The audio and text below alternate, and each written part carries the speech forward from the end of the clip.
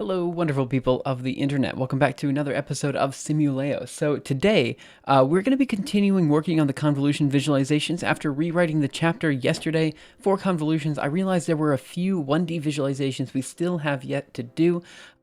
Since we have the other visualizations ready to go, these should be easy to make. But I guess, hello, anyone who might be lurking in chat. I hope you guys are all having a great time. I figure, hey Marion, how are you? So today, a lot of things happened.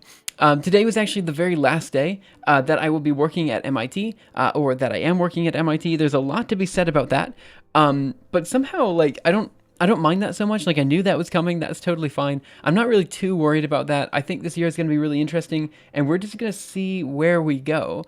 But see, here's the thing. Something else happened today, completely unrelated to the MIT job, and I want to rant just a little bit about it. But the thing is, no one's going to care about it. So I'm going to start today off with a stupid rant that no one cares about, that I just want to talk about really quick, because I think maybe it would help someone out, but I don't know who. And so I figure while we're waiting on everyone to come in, welcome to another episode of Rambaleos. I want to talk to you about something that doesn't matter, but for some reason does matter to me, and that is gaming. Gaming. Okay, let me just... There are two games I've spent a significant amount of time on in my life. One is Guild Wars, right? And another is Guild Wars 2. Okay, hear me out. This is going to go in a weird direction, but just hear me out, okay? So Guild Wars 2. Guild Wars 1. How much time have I spent on these games? Guild Wars 1, I have almost 2,500 hours in Guild Wars 1. Guild Wars 2, I have 600 hours, okay? That is a lot of time. That is a huge amount of time. Let me just open up Julia really quick. Julia, and I'm just going to do 2,500 divided by 40 hours a week. I've spent over a full year. If my full-time job were just playing Guild Wars, I would have spent over a full year playing just that game. Now, in actuality, a lot of that was AFK, because you have to be AFK to get a particular title. So actually, we'll say it's closer to 1,600 hours, we'll say. And we're going to divide that by 40. So we're talking about 40 weeks of the year, 40 full-time weeks playing just the game Guild Wars 1. During that time, I never got a single elite title. Well, I got 2 elite titles. Legendary Defender of Ascalon and Legendary Survivor. Those are the only 2 titles I ever got. Now, yesterday, I decided after stream I was feeling good about myself. I knew that I used to really enjoy playing Guild Wars 2 a bit. One of my friends said, hey, let's play Guild Wars 2 over the weekend. So I was like, hey, I just got a new mouse. Let's take a second, play some Guild Wars 2. So I did, and I couldn't do it. I have a lot of time in the game, and I just could not do it. So I started thinking about all the reasons why I didn't like it, and I realized one particular thing I don't like about Guild Wars 2 was the PvE. And in particular, PvE stands for player versus environment, and in particular, I didn't like how grindy it was. So, grindy game, right? I didn't like this. Now, the thing was, the game has been getting successively more grindy with time. Over time, the game has gotten more and more grind associated with it. So let me just annotate the different ways in which a game can be grindy. The first way a game can be grindy is through experience, right? So if you have to get experience before you get to the next level, that is by default grind. That is the definition of grind. Now, some particular games have grind, and it works fine. Think about Pokemon. You have to level up your Pokemon in Pokemon. But for the most part, you don't have to grind up your Pokemon, right? You don't usually have to just wait around in tall grass. You can usually do it such that there's very little of you just, fighting one Pokemon again and again and again, throwing a ball into a grass, all this kind of stuff. So that's fine. Other types of grind. Time. If you enter a mission, a story mission, or something like that, and you have to spend an unnecessary amount of time before you actually get to gameplay just because there's unnecessary dialogue or something like that, this is grind, in my opinion. And the last thing is gold or money or whatever the money sink is in the game. And that is to say that if you have to spend a significant chunk of money in order to get to the next stage, well, you're just going to have to grind that gold, right? So in these 3 ways, a game can be grindy, right? And so while I was playing Guild Wars 2 PvE yesterday, I realized, hey, this game actually has severe experience gates, which makes it so I personally cannot continue I feel like I'm always against some sort of experience gate. Actual money or just game currency? I'm going with just game currency because if it's actual money, then you're grinding in real life, which is a completely different thing. And also, like, at that point, it's not really grinding so much as it's like taking advantage of a customer. So that's kind of what I feel about that anyway. So what I realized was playing Guild Wars 2, the game is relatively grindy. There's always an experience gate. I'm always trying to grind up to the next mastery point. Whenever I play a storyline mission, there's always like 10 minutes or so where I'm just waiting for dialogue to continue or something like that, which takes a lot of time when added up over multiple story missions. A lot of the story missions are meant to be repeated, which means you play them over and over and over again. And on top of that, there are particular gold sinks. Now, I will say the gold sinks in Guild Wars 2 are not particularly strong, but it really does waste a lot of your experience points and time. So in these two ways, the game is particularly grindy. Now, Guild Wars 1 was also very grindy, but those grind sessions were not implemented in the game's core code. Like, you didn't have to grind for anything in Guild Wars 1, you would grind if you wanted to, right? So in my 2,500 hours of playing Guild Wars 1, I really didn't feel like I was grinding at all, because I never really spent any of that time trying to get an armor piece or trying to do this or that. I spent all my time helping new players, coming up with builds, doing things that I would consider to be fun. Of the 2,500 hours played of that game, I would argue probably almost 80%, maybe 90% of the game was fun. Very little grind. Now with Guild Wars 2, I feel like over 50%, maybe even 60% of the game is just grind, me waiting to get to the next stage. And so I made a post on Reddit, and this is why I'm all riled up. I took a step on the riled side, I guess you could say. I got particularly pissed off about this because I made a post on Reddit. Guild Wars 2 sounds like a lot more like a work for fun. That's exactly what it feels like to me to play the game, right? And so I made a post on Reddit. I said, Guild Wars 2 is too grindy. I said, here's why. You know, first of all, the experience gates are everywhere. I said that it takes way too long to kill a boss, and just because the bosses have arbitrarily high HP. I said that, you know, the story missions have like 10 minutes or so of just dead, wasted time. I said all of this kind of stuff, and I explained, these are my opinions. And coming from Guild Wars 1, where you had a great build diversity, and you could change the character at will, going to Guild Wars 2, where there's less of that and you can't change your character as much, made it so going through the higher levels felt more grindy because you simply had to get through more experience gates without changing your character, right? And so I tried to explain all of this in the best way I could. And boy, oh boy, people were mad.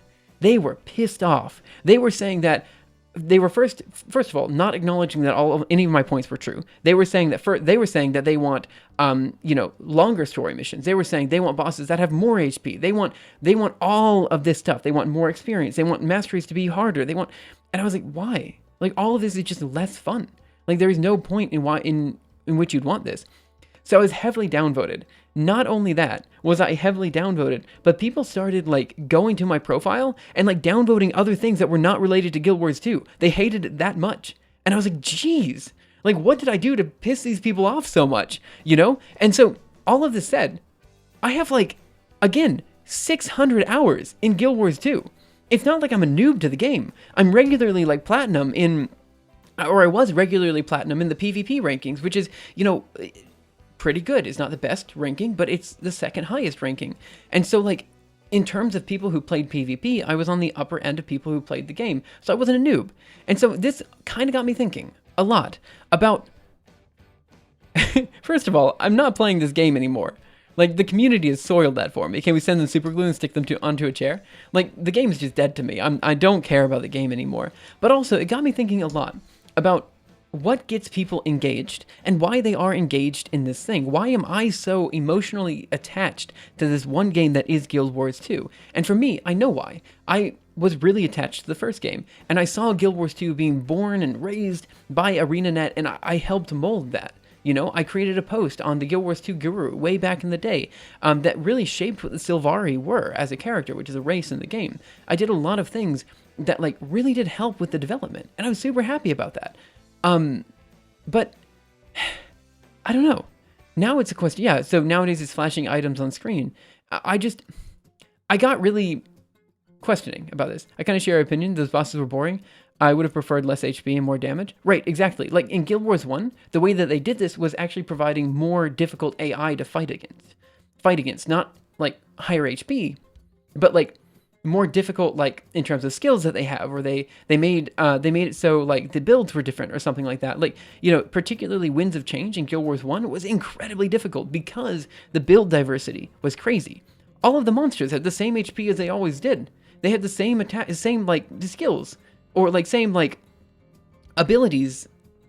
Like they were the same creatures you've been fighting all the time, but they had better skills, which made them better enemies to fight against. And that's why that game was fun, because you never had this weird, like arbitrarily large HP threshold that you had to fight against. Anyway, long story short, I was trying to think about a couple different things. One was toxicity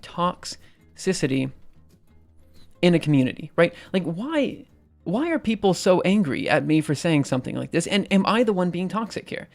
Because I always try to be a bit introspective, and I realized what I did was I walked into this forum and I said, hey, I don't like your game for these reasons. Now, they didn't know who I was. I told them up front that I have 600 hours in the game. I told them up front that I regularly get platinum in PvP. Therefore, I'm relatively good at the game. Maybe not the best, but I'm good enough.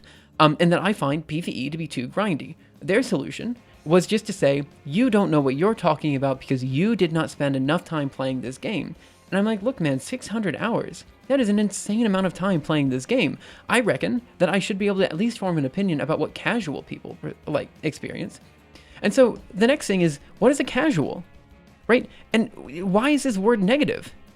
Like, when I played Guild Wars 1, I spent a lot of time helping out newbies because I loved doing that, But for some reason nowadays, like, I don't know how much time they have spent in the game, but I just feel like it's going to be very difficult to spend more time than I did, Like, I'm just saying, like, that's not easy.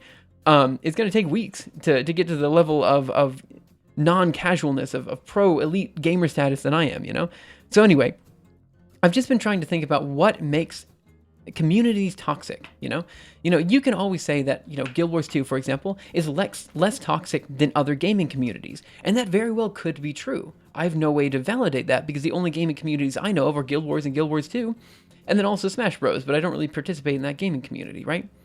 So how do I verify that Guild Wars 2 is better than other games? And also, should you really be like happy that you're better than other games if you're still toxic? I would argue no, Anyway, so I started thinking a lot about this, and this was kind of, I don't know, I spent a lot of time thinking about that today. Not like I was still doing the convolution stuff and everything that I needed to do, but it was enough time that I got a little bit, I don't know, what makes people, I don't really have a good end to this conversation, but like, why are people so devoted to it? Why, if they've spent, let's say, 10,000 hours on this game, because clearly they spent a lot longer than I have, what makes them so willing to readily dismiss my opinion when I feel like my opinion was a very valid opinion from people who maybe don't play MMOs too much, I don't know. It was just a lot of thought, and I'm happy to hear your guys' opinion in chat. If you guys have like an idea of like what turns a community into a toxic community and why particularly gaming communities tend to be tend to be more, I don't know how to say this. Again, I'm throwing shade here, and I should not be throwing shade, but I'm saying that in my perspective, gaming communities tend to be slightly more toxic than communities outside of the gaming sphere. That's just my perspective, and I could be wrong. I have another question. Do they really enjoy those 10K hours? Being toxic makes a repetitive game non-repetitive. That could be true. Wait a second. This isn't a fractal. We're gonna talk about fractals now. I just started streaming. I wanted to rant a bit about this. Okay, so we're gonna close this up now. Again, if you guys have more opinions, you guys we'll leave this up in case people want to talk more about it. But I'm just very interested, right? Because in some sense, we're trying to build a community as well, and we don't want to have a toxic community. Like, that would be the worst. We want to make sure that we're welcoming to newcomers and all that kind of stuff. It was just on my mind a lot today about like what made the community sour like that, Like how do you go from, a group of people that think they're like the most welcoming community to actually just being incredibly toxic whenever someone shares an opinion that isn't theirs. Okay. Next thing I want to talk about, just because I mentioned it, MIT. I am officially no longer working at MIT. I wish I had a lot to say about this, but I really don't. Today was just the last day I worked at MIT. I'm done. From now on, at least for the next week or so, I'll be working on online content full time. And then we can go from there. Dear James, soon it will be 1 year since I haven't played Dota 2. Seeing the game at work makes them a gatekeeper. Seeing the game as work makes them as a actually, that's a good point, right? Like, if you didn't like... I just arrived to see a spherical cow as your avatar. You're one of the few people that actually recognize that it's a spherical cow. Good on you. But anyway, so as far as like the gaming is concerned, yeah, like honestly, if you're spending 90% of the game grinding, you're not gonna like that game. Like, you are addicted to that game. You're not enjoying that game. That's my opinion, you know? And I actually kind of feel, if we're on this addiction rant, I do actually feel like if you're addicted to like smoking, you're addicted to alcohol or something like that, and someone comes to you and says, hey man, you're addicted to alcohol, probably you're going to be like, no man, no I'm not, get out of here, I hate you. Like, you're probably going to lash out at that person, right? So because of that, maybe that is why they were lashing out, because it's more of an addiction than an enjoyment. People in Narthex, thanks so much for following. Physicist myself. Yeah, only physicists would get it, right? Okay, so let me close this now, and let's start talking about convolutions and what we need to get done. So, yesterday we made a few visualizations. Let's pop over here. Oh boy, what am I doing? Why do I have these up? Okay, so I'm gonna do ls here, cd backer directory into the resources directory, ls here, and I'm just gonna pull up the Gaussian visualization that we had yesterday. So let's do mpv 1D Gaussian animation loop 0. Also, guys, let me open that up in a new terminal. CD projects, algorithm archive. What am I doing? Contents, convolutions, resources, ls here, and now we're gonna do mpv 1D. Oh, we could do the triangle. We'll do the Gaussian animation. Why not? Doesn't matter which animation. Loop 0. Okay, so we made this animation yesterday of a convolution. I'm going to describe what it is, and then we can talk about what we need to do today, because there's a few visualizations that I have left to do that we did not do yesterday, that I didn't even realize we needed yesterday. So that's what we're going to work on today.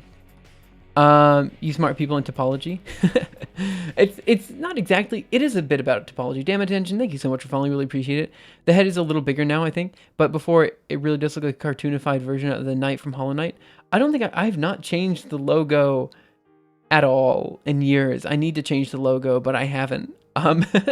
Anyway, so what is this that we're looking at? So we are looking at a visualization of what's known as a convolution. Now, for those of you guys who know what a convolution is, you've probably seen it a lot in image processing. So this is a one-dimensional version of that. You can imagine the blue signal to be essentially like a 1D image or something like that.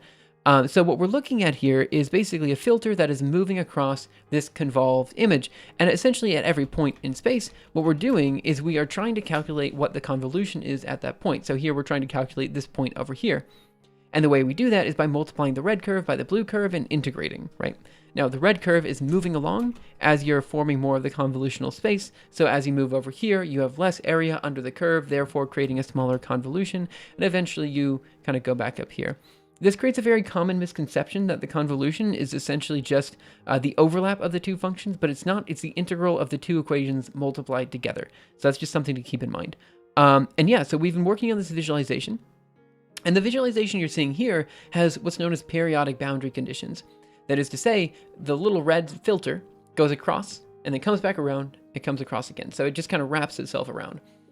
What I realized was, periodic boundary conditions are not what students will naively implement when they're implementing a convolution for the first time. Most students will naively do, first of all, no boundary conditions, and then a boundary condition where it's just 0. Like, for example, the signal does not exist outside of the space.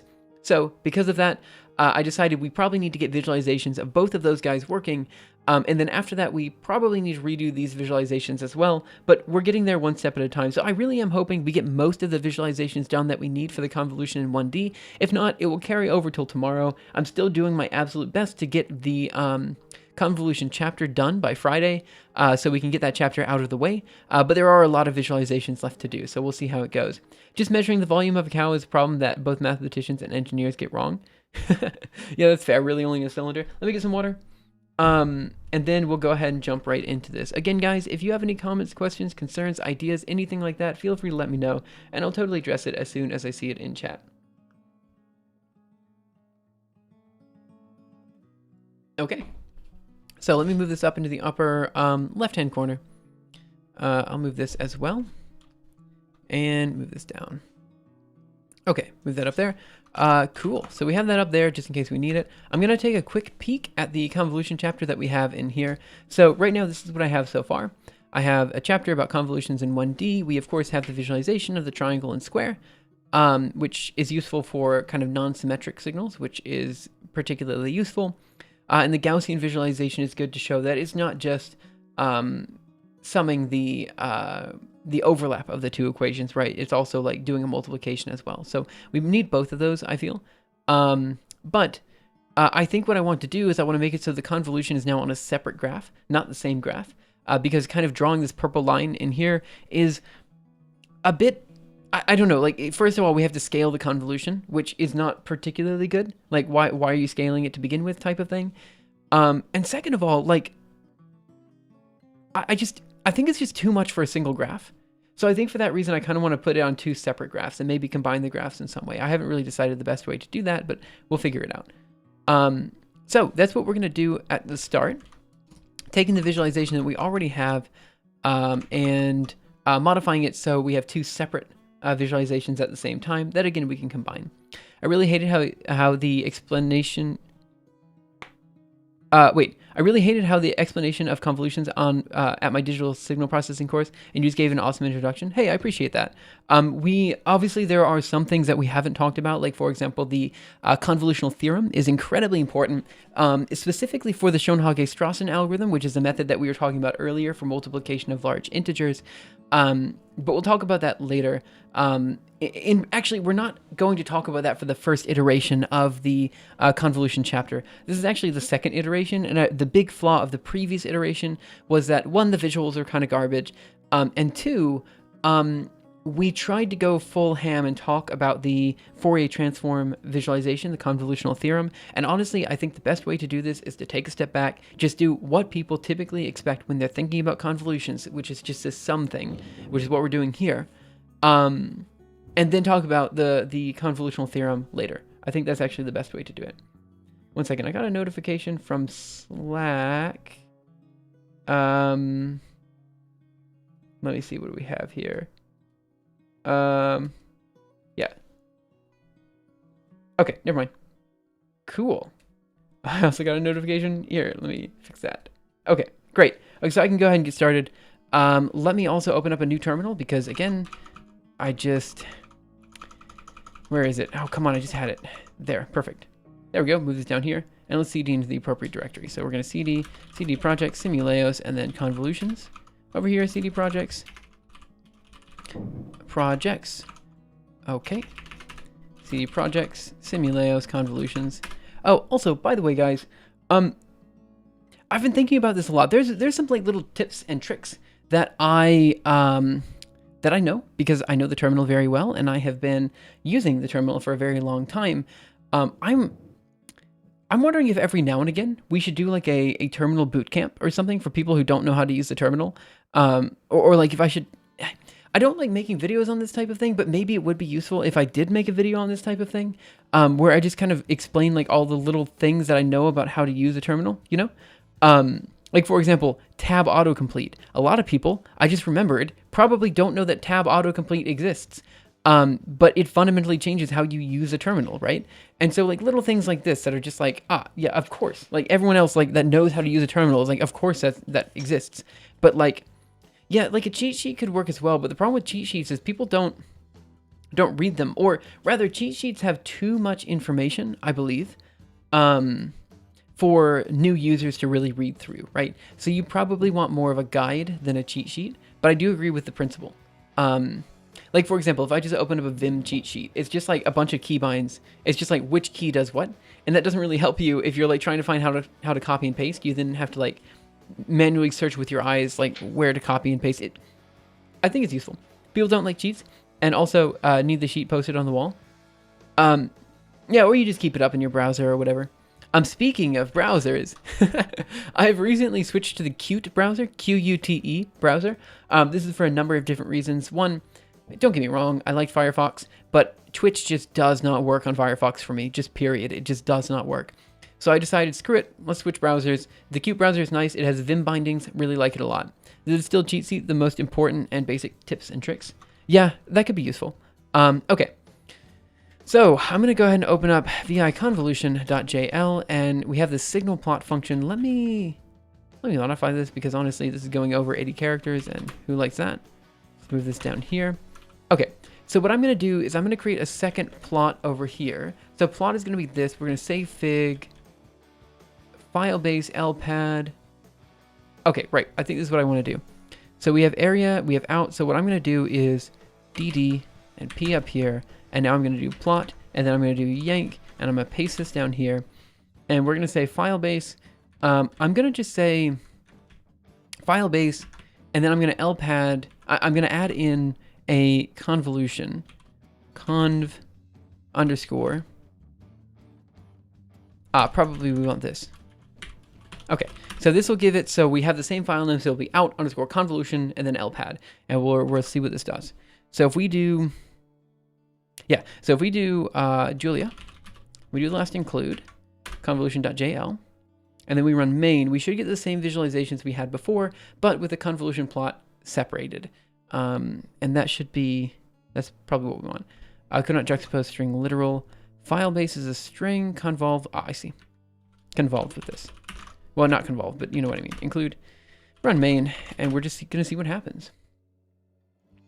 The Twitch UI is poorly designed. I use 2 plugins to make it work with 15 seconds delay. Does it just auto concatenate strings? No, it doesn't. I needed to put a the convolutional operator in there. What is this doing? Method error, no method matching plots, plot gr background. What are you doing, man? Okay, so let's go to 54.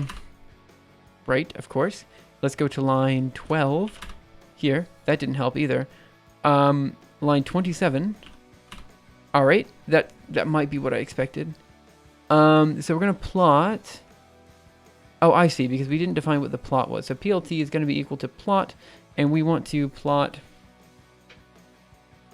reel of out, I believe is what I want. Let's go here, include, main. Does this work? Okay, it seems to do something. So now we'll just take a look at the 2 output images and see what we got. Okay, so now if I run the last mirage, here, so we should get the square moving over the, yep, perfect. And then the next one we should see the scaled convolution, which looks like that. Okay. Now I suppose what we do need to do, so this is a scaled convolution. I think what I actually want to do here is make it so we don't scale the convolution anymore. We just say it is a convolution. So this is going to be, the output name is just naturally going to be convolution, and then we don't have a scale on it. Now, that means that when we read in the scale, where are we? So we have the convolution linear, signal plot, output. So output here is going to be divided by the norm factor. What I actually want to do is read in the norm factor here. So we're going to do norm factor. We'll say scale is going to be equal to norm factor here. And now we're just going to go up here and say scale is equal to 1. Sure, scale is equal to 1. Okay, and down here what we want to do is, 1 second, we want to make it so the y-axis is clipped. Now, how do we set the boundary, set y-axis in Julia? Set y-axis for plot Julia. Okay, axis attributes. I think we give it a range. So let's see if there's like a y range or something like that. Okay. Let's just do this then. Set y range Julia and see what we got. Introducing Julia array. Let's do y range Julia plots and see what we have. Examples.jl. Okay, let's see what we have here. So let's do range. That isn't quite what I wanted. Black, orange. Oh, it's orange. I thought that was O range. It's like, what is an O? Oh, man. Okay, range. I was hoping for like Y range or something. Maybe it's clip. What is it? Clim in Python. Set Y range Julia plots. Let me just go over here and Google this instead. Overview plots, axis attributes plots. Okay, I was just here. Maybe plot bounds. Bound. Let me just look up Y. Oh, that's not gonna work. There's too many Y's. Hey, Cropep, how are you? What am I doing then? Let's do. In new plot is Y range. So range is what I'm looking for. Fill range. Oh, this is the only ones. Okay, so then, okay, setting top of plot, Julia. See what we find. This is not great. Okay, man, if only someone had, like, this is why I probably should have done the plotting, I probably should have written a plotting chapter with Julia plots as well instead of just new plot. But no, it's good we did new plot. Okay. Bounds, maybe? Yeah, maybe I just search for bounds.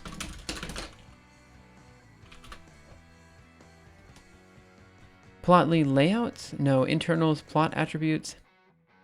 See, I was already here. Bound. No. So I have a mild infection at one of my salivary glands. What does that mean? Does that mean you're Y limbs? Okay, that's what I was looking for. Yep, that's probably what I want. Y limbs. Julia. No, probably X limb. I just limb is such a weird. I mean, I realize it's like X limit or whatever, but like also kind of weird, right? Like limit is just a weird name for that. My cheek is swollen. Sorry. Y limb. Julia. That was not what I was expecting, but that's okay. Y limb. Excellent. Okay, yep. Great. So we want the Y limits here to be, I think it can always, is the convolution always going to be positive? Maybe not. But for these visualizations, it's probably always positive. So we're going to say Y limbs is going to be equal to 0. And painful. I'm sorry. That sounds awful. I hope you get better soon. 0, and then we're going to do scale. Okay. Write this, go over here, and we're going to try it one more time. Include main. Okay. What is your issue? Your issue is obviously with the thing that I just wrote. So let's see. We're going to do 28. Your issue is with save fig, but I kind of forgot to tell that I can't swallow pills. Oh, it's that bad. Oh, gosh. Oh, man. Like, that sounds... I've had, like, one situation where, like, one time that I've been in a situation like that where it's, like, super hard to swallow. It's the worst. I'm sorry. I hope, yeah, I hope it gets better soon. Okay. So, probably because Y limbs plural. Try that. Include. Main. Dang it. Honey should help with that. X ticks. Y limbs. They did it as a separate argument, but I feel like it shouldn't have to be a separate argument. Just don't give me pictures of some girl named Julia. That is not what I want. Okay, so we're gonna do X lim and Y lim. How to scale a plot in Julia using plots. Let's look for X max. Oh, can we just set... No, X lim is gonna be Y min. Is that not what I have? So it should be 0, 1, should it not? So we have x lim is equal to y min. Oh, okay. Maybe that's the issue. Let's do dt here. Whatever. And we'll put it on this side. Y lim is equal to 0 scale. Try that. Include main. No. Maybe if I just change this to a 1. See if that just runs. Try that again. Include main. That runs. Okay, so maybe the word scale is particularly bad. Okay, so let's try renaming this to be plot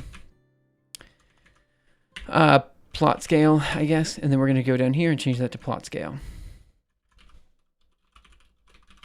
Oh, and maybe this has to specifically be a double. So maybe if I do that, that'll work. Okay, so let's try include. Where? On line 13. Oh, what? How did that happen? Include main. No method matching signal plot. We got unsupported keyword argument scale. All right, so we have to go down here, change scale.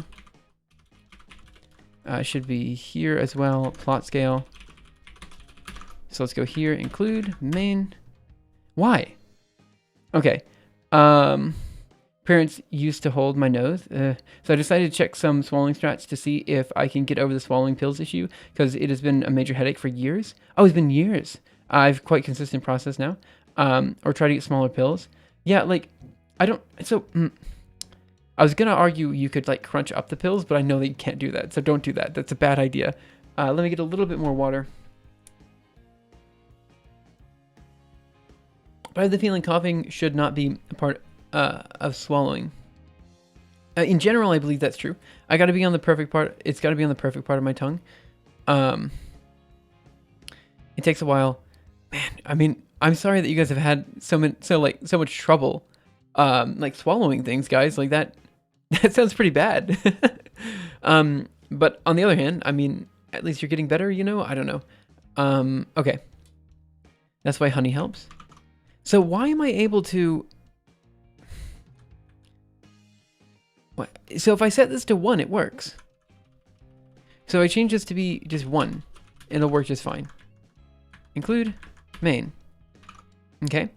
Let me try setting it to scale factor. Let me define what scale factor is here. Okay, try that. Include main. Also works. Okay. So let us try to rename. Now, plot scale can't be a variable name. So scale should be fine. Okay, what if we try changing this to 1.0? Maybe that's an issue somehow. So let's go to include main. Nope, also works just fine. I thought it was a type problem, which is why I specified it as a float 64. But yeah, let's see what happens. So we're going to change this to... I'm going to change it back to the word scale, because I feel like the word scale should be fine. Plot scale. Remove this, and there should be one more here. Okay, perfect. Now, let me just print out the type of the plot and see what we got here. So print line. Let's do scale. Now we're going to do include main. Okay, so what is scale? In this case, scale is... right. Scale is an imaginary and real, so it's complex. So in particular, I want the real component of scale. That's fair. Hey, Trash Talk, how are you? I used to put the pill under my tongue and drink water and lift my tongue and then swallow. It's weird how, like, I don't know. Let's see. It's, I don't know. I really can't help people with swallowing advice. I'm so sorry about that. Mechanics of the tongue. Welcome to another episode of Simuleos. Today we're going to talk about the mechanics of the tongue.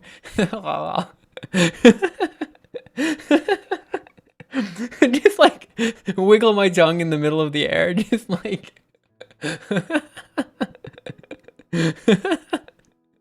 Oh man, that is the dumbest thing I probably have thought of in a long time. We'll do a full stream about it at some point. Okay, so why is the scale then imaginary and real? Is because, of course, this is a complex object, because, of course, I made it complex, even though, in principle, there's no reason for this to be complex. So let's actually fix that right now. We're no longer going to be using complex arrays. The only reason I was using complex arrays is because the convolution is nice when it's complex. That was it. So we're going to change this to an array of float 64.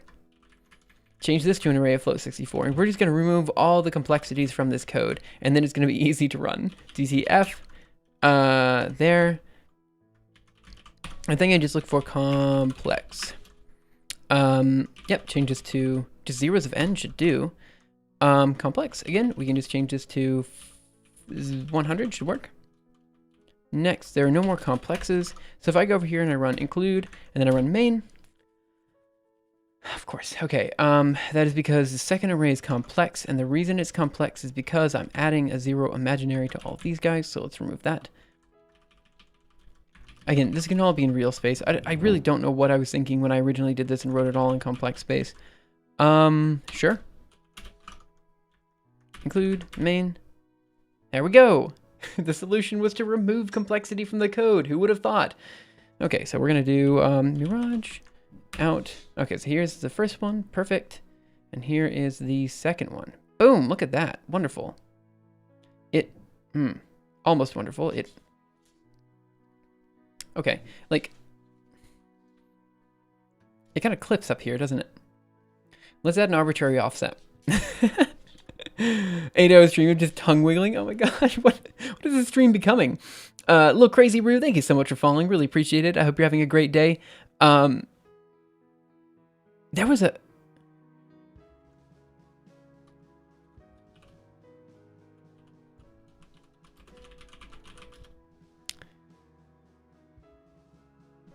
There was this game you could play a while ago online. I don't remember what it was called, but it had like the human, like, how do I put this? It was like a human face shown from the profile side, right?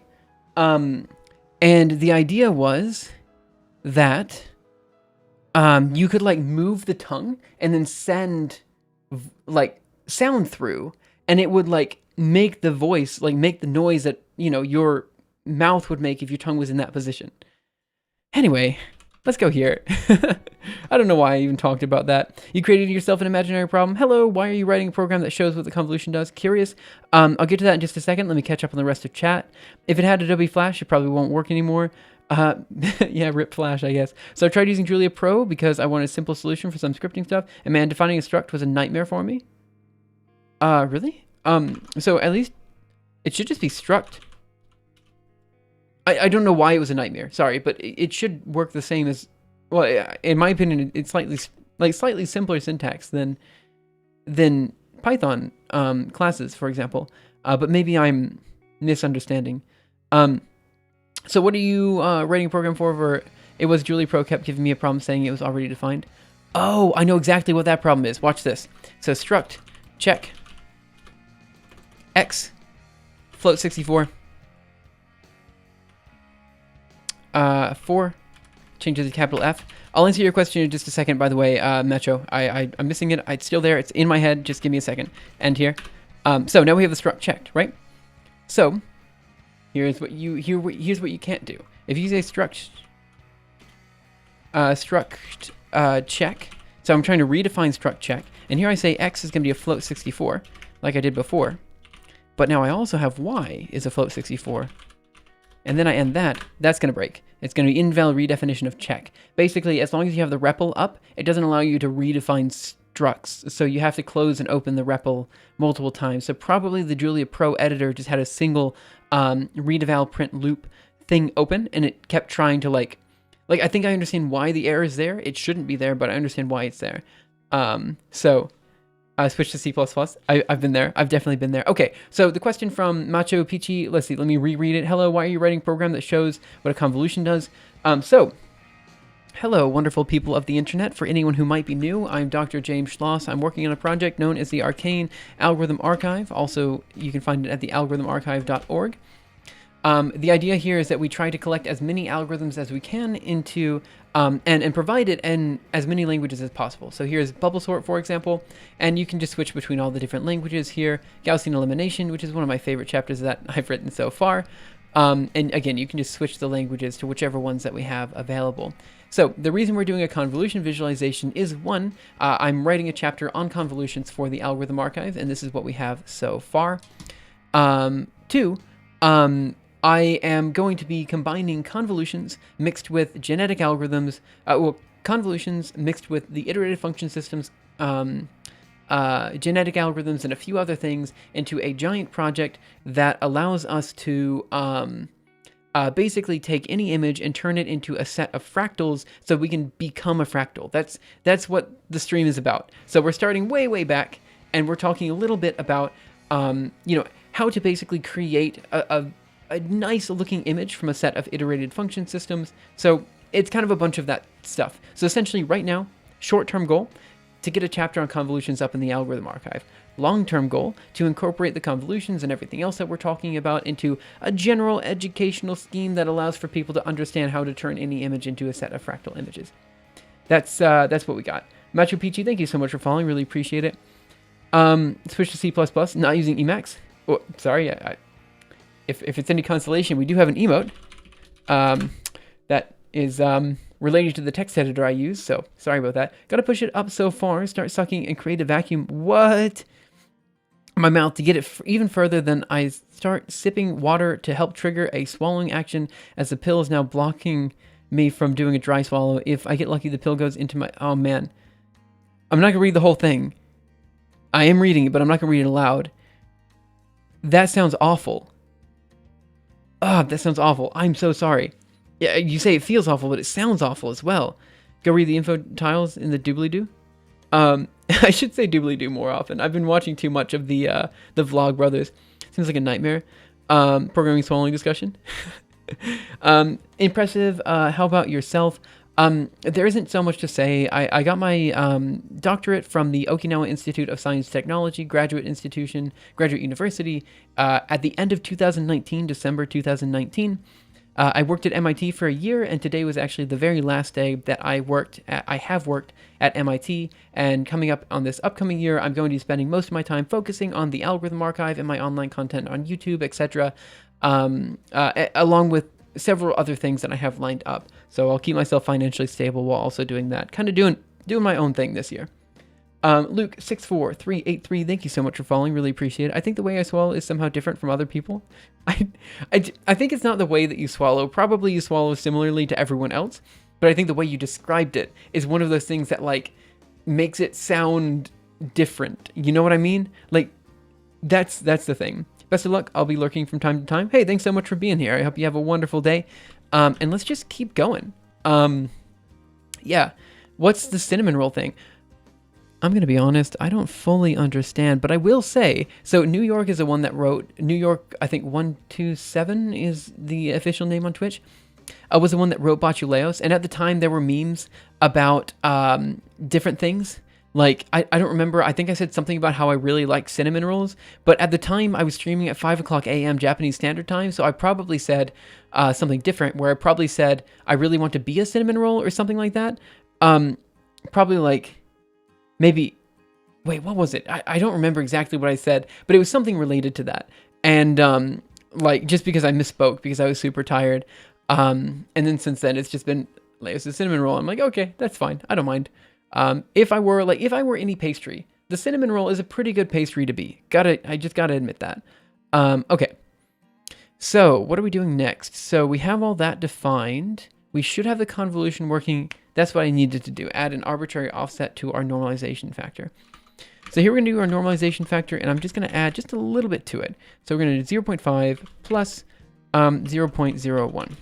And we're going to run this one more time. Include main, and see what we got.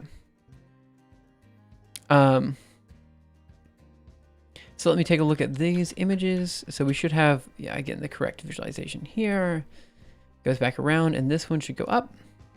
That looks a bit better, but I do feel like it still looks like it's clipping. So let's add just a little bit more.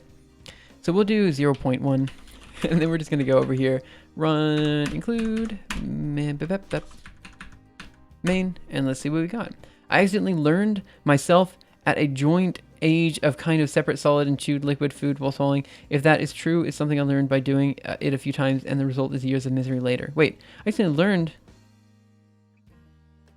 a joint age to kind of, at a young age, there we go, to kind of separate a solid and chewed liquid food. Interesting. Is Botuleus open source? What's your Windows manager?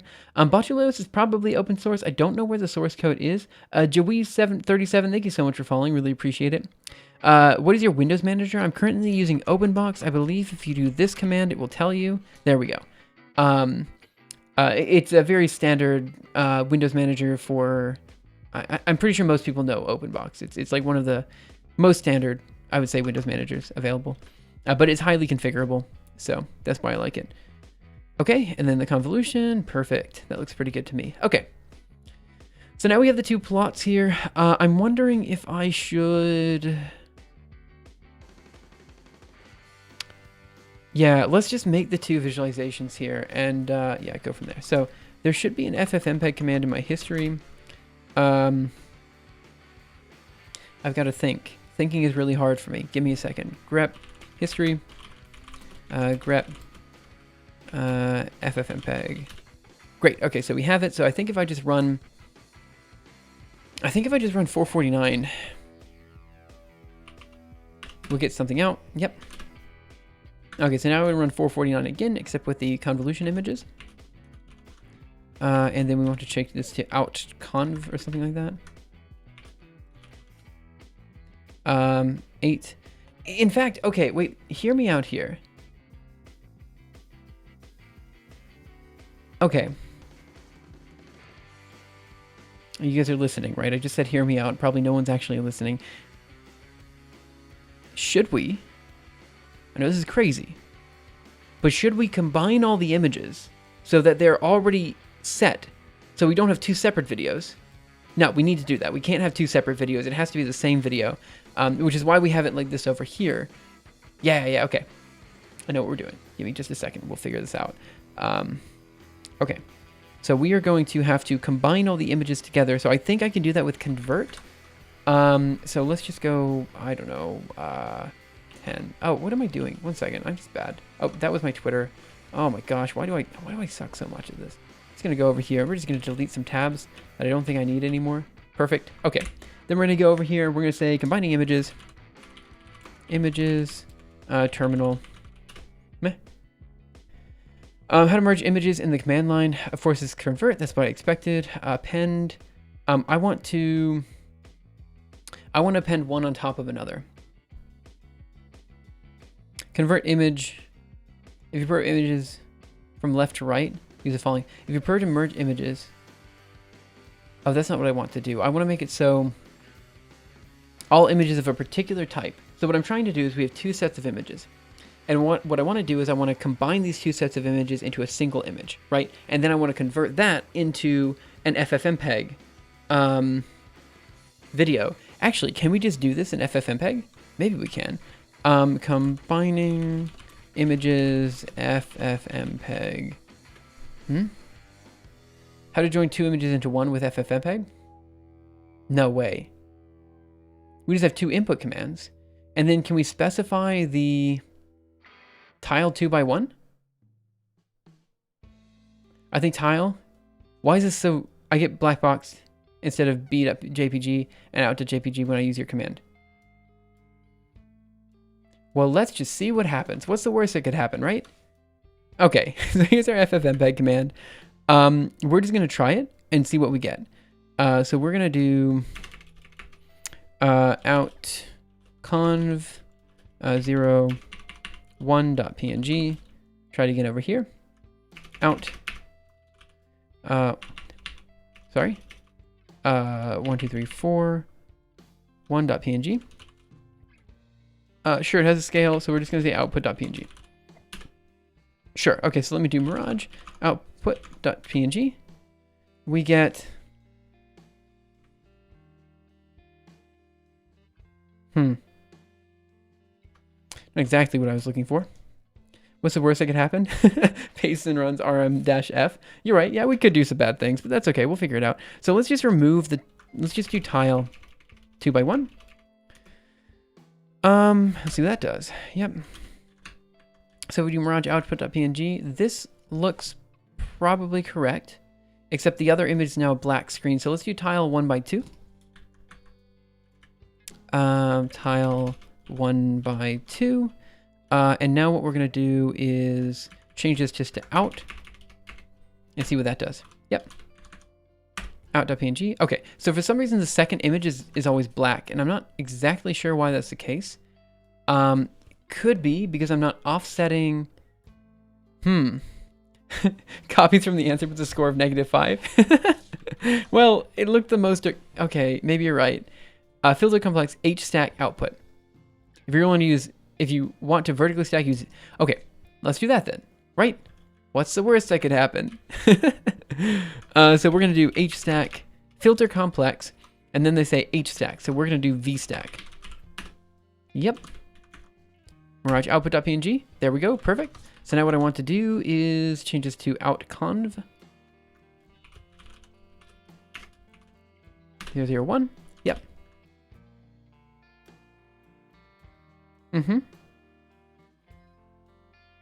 Ellis.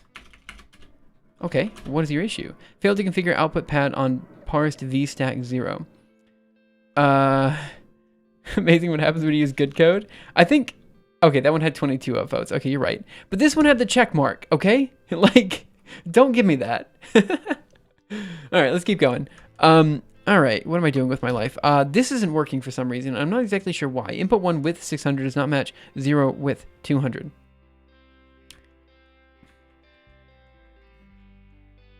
Let me go to the convolution here.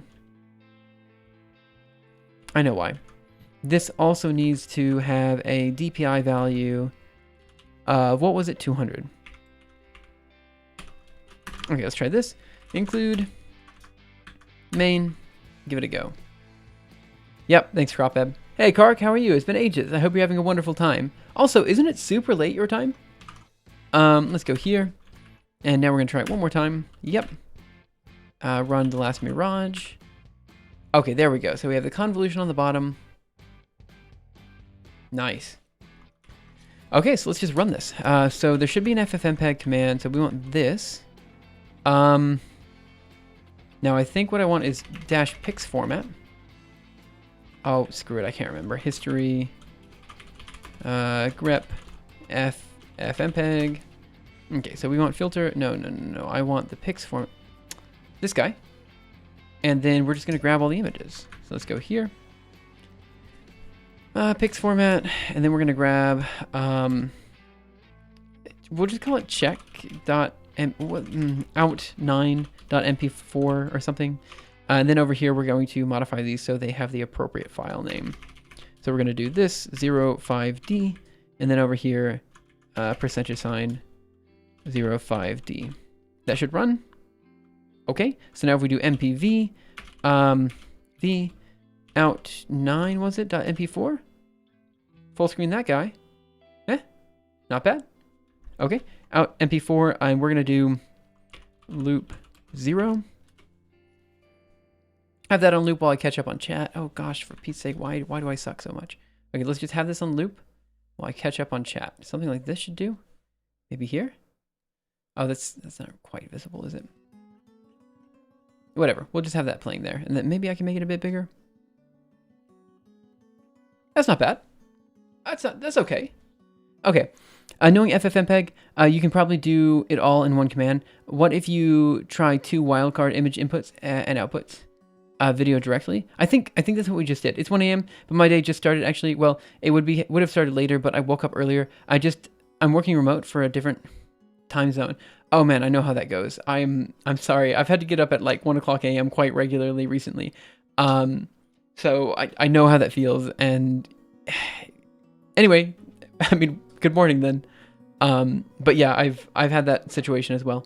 As far as stream times are concerned, I am actually going to be doing longer streams to hit more time zones starting Wednesday, actually, so tomorrow. What's going on here? We are talking about convolutions. Yeah. Okay, hear me out. Which one of these guys do you actually like better? Do you like this guy on the left or this guy on the right? That's the question. It is actually related to fractals. Here, I'll talk about how it's related to fractals in just a second. No, okay, to be fair, maybe I should rename the stream title to talking about convolutions. But the issue is it's all related to the becoming a fractal saga. So because of that, because it's all related to the becoming a fractal code, I don't know if I should like rename the title to be like specifically convolutions today, or if I should say this is all related to the same project, you know? That is a very good question. What is a convolution? I like your funny words, Magic Man. Okay. I like your funny chat. Chat dude. Okay, let's start at the start. So I'm going to start actually with Kark's question, which was how is this related to fractals? Well, no, actually, we'll start at the very start. We're going to start by talking about what a convolution is. Okay. Becoming fractal, convolutions. Yeah, okay, you're right. Let's change the name so it's becoming fractal, convolutions. That's the solution there.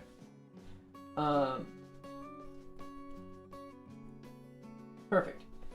Saving that title. That way it's not misleading at all. Okay. So first of all, what is a convolution? So for those of you guys who have heard of convolutions before, you have probably heard of convolutions in the context of image processing. That is to say, you usually use a convolution to apply a filter to an image. For example, if you want to blur an image, what you'll typically do is apply a convolution with a Gaussian filter, and the Gaussian filter is also called a Gaussian blur. Okay, so what does it mean to apply a filter? So in this case, if you look at this visualization here, I'm just going to full screen it, so there isn't another visualization to look at. One second, I'm actually not going to full screen it. Let's just pause this visualization. So if you look at the moving visualization, what's happening here is we have a triangle that is moving across this square. And at every point in that visualization at the top, we're multiplying the red signal and the blue signal. Now the red signal is the filter that we're applying. And essentially after the multiplication, we get a new signal out. And then we integrate that signal. And the integral of that signal is going to be the convolved filter, or is going to be the answer to the convolution. So if we were to pause this visualization in here, right as the triangle goes over here, we see that the convolution starts to rise. And then when it's completely covered, at about that point, it hits its peak. And then it starts to drop back down, right? So this is how convolutions work. You essentially sweep a filter through an image, and you use that filter as kind of a way to determine which elements of the image you're adding together in a way. That's kind of what the filter is used for. Now, what are we using it for in particular? That's a super good question. I'm going to cd into projects, flamify, ls here, and we're going to open a Mirage, check.png. Okay, so this is a fractal flame that we generated a few weeks ago here. So this is a set of different fractals all put together into one image, right? And so in particular, what we're using the convolution for is a very basic blurring operation. That is to say, where we have very few points, we're just going to blur the image a bit to make it so it's a bit nicer. It's essentially the idea. So it's the last bit of image processing that we need for this video, for this idea of creating a set of fractal flames. So that's why we need the convolution. And so the reason why we're talking about it is, of course, because this particular project that we're working on is known as the Arcane Algorithm Archive, where we're trying to combine as many algorithms as possible into a single source. So for example, we have, why do I have the Fractal Flame chapter here? Oh no, that is, I'm gonna have to get that one out of that PR. Anyway, that's okay. So we have, for example, a chapter on iterated function systems, which is a way in which we can generate these fractal-like patterns. So here's just a visualization of that. And essentially the idea here is that we are trying to collect as many algorithms as we can into a single book and teach those algorithms at a fundamental level by allowing you to kind of switch between whatever languages are available. So this one has Julia, C, C++, Python, and Coconut, apparently, which probably should be using Python syntax highlighting. Anyway, that is kind of what we're doing. We're trying to combine them all into this project. And, you know, the reason it's called Becoming a Fractal is because at the end of the day, what I want to be able to do is read any image into our fractal flame method such that we can turn them into a fractal patterns. So like, for example, this is a set of different fractal flames. This is another set of fractal flames. And if you combine, and if we kind of iterate through all possible fractal flames, we should be able to create a fractal flame that looks very similar to an image. So what I want to do is put in an image and output a set of fractals that looks incredibly similar to that image. And that's the goal. And so we're combining convolutions along with iterated function systems, genetic algorithms, affine transformations, a bunch of different things all into one big project, and it will all appear on my YouTube channel and all this kind of stuff. That's the whole, overarching goal, and we're going to see how far we get. The right graph is clear at first, since it's two visualizations separated, but the first is more compact. Maybe a convolution graph would be a bit clearer. What would a convolution graph look like? You're still using Julia for this today? Yeah, so right now we're doing it mostly in Julia. Are you the author of the book? It is a collaborative effort, but I've done most of the writing for the book. Lingen Scheidt, I'm so sorry. I've completely mispronounced it. Sheet?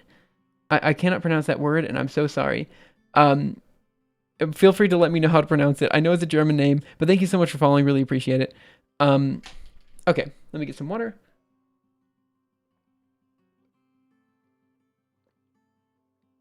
Okay, now again, guys, today's stream is only going to be 2 hours. Let's see, today's going to be only 2 hours, so I only have about another hour in stream, and we're trying to get these visualizations done. So I think as long as we can get the workflow for the visualizations down, I think that's kind of where I want to be by the end of stream today. Sorry, it's short today, but we'll be doing longer streams from now here on in. I mean, the line that shows the convolution, it's not thicker, so it's hard to miss. Oh, so you mean in this visualization up here on the right? If I'm hearing you correctly, you're saying that if this pink line was thicker, then it would be clearer that it's a different object. The one reason, what is the background required for the book? The hope is that it doesn't require too much background, but the truth is that it does probably require a little bit of background, because it's not finished yet. But the hope is that, if you're trying to learn a language, you can start with the simpler algorithms and start to pick the language apart. So let's see. So what you're saying is a dashed line. So right now, I think we're talking about the visualization on this side. So I think we're talking about this visualization. And what you guys are saying is that the one on the right is potentially clearer. Well, okay, it's more compact is what you guys are saying. So if we just found a way to identify or clearly identify that this scaled convolution is different than the rest of the graph, it should be fine, if I'm hearing you guys correctly. Okay, so the issue I have, and hear me out, the issue I have with the right graph, the one going on over here, I do believe it's prettier, but also this y-axis is a bit misleading for the convolutional output, right? Because if you look over here, you actually realize that the scale is from 0 to 10, whereas the scale here is from 0 to 1, right? So, yeah, that means that the convolution is a scaled convolution. It's slightly misleading. It's not like we're actually lying. It is a scaled convolution. That is 100% true. But it's not exactly telling the truth either. And just so we have an apples to apples comparison, let me show the visualization for this guy. So we're going to do 1D Gaussian animation. I want to do 1D, I think triangle animation is what I called it. Yeah, let's just remove this guy. Okay, so this is what this visualization looks like. Just move this up over here. Okay, so here are the two visualizations side by side. Let's try to sync them up, actually. Nope, I missed it. Ah, crap. Why do I suck at this? Okay, let me try this again. That's pretty close. It's not bad. Okay, so here are the two of them side by side. Right. I think there's actually some merit to having them all in the same plot, because you can actually line up, like... Is this correct? 1 second. Why is... I need to think about this now. Okay. What is happening? Why is the convolution on the bottom, this convolution in here, why is the convolved output offset? Oh, I know why it's offset. Oh, I totally understand. The triangle in the visualization starts offset. the visualization starts when the triangle, here, I'll pause it when so the very start is here. So this is the very first frame in the visualization. And because of that, this is actually offset by a triangle length. Dang it. That's okay. Also, if you're working with outputs that have units, the convolution will have different units than the input functions. That is true as well. We could do a left bar and a right bar. Maybe you can set the x-axis values to be 0 and 1, so you don't have to scale it. What do you mean? Right, so that's what we have right now for the y-axis values. That's why this goes from 0 to 1. But what we could do is just have a x-axis and a y-axis, and have a separate limit for the y-axis. Right? We could do 2 different axes. I think that's totally fine. And so we scale, and we say that the second axis only goes to 10, or whatever. That's fine. Yeah. Why don't we try with 2 different axes? Oh, I know why we don't try it. Oh, so the origin of the triangle is supposed to be on the right side of the triangle. The origin of the triangle is supposed to be on the right side of the triangle. I think actually we're offset by only half a triangle length. I don't think a full triangle length. Let's see. So I think, so right now we have the triangle. Oh gosh, what am I thinking here? I don't know what I'm thinking. You just move this back a couple frames. Bam. So that's where it interacts with the square to start. So obviously the convolution is growing at the right scale, but it's just offset by a bit. So I have to think about how we want to offset that.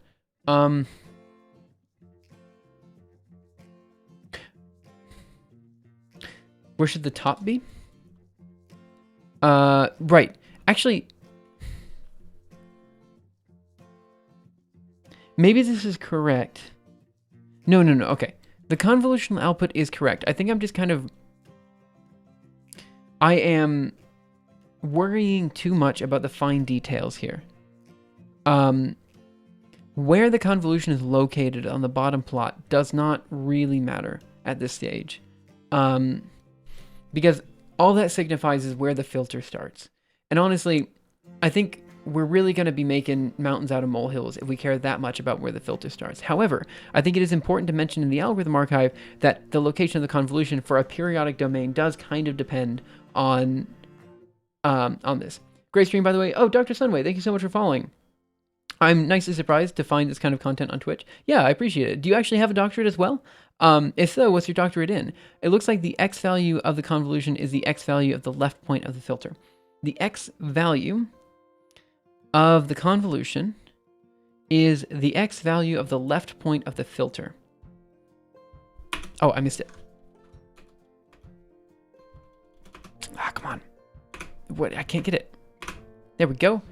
Pro gamer strats right there. Okay, so no, I didn't even, that was completely useless. Under what situation? Why did I do that?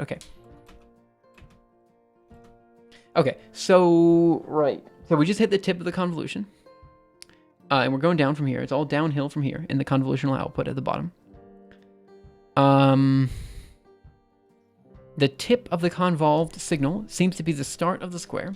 Again, though, I feel like this doesn't matter. I feel like, again, we're just making mountains out of molehills here. I think it's okay.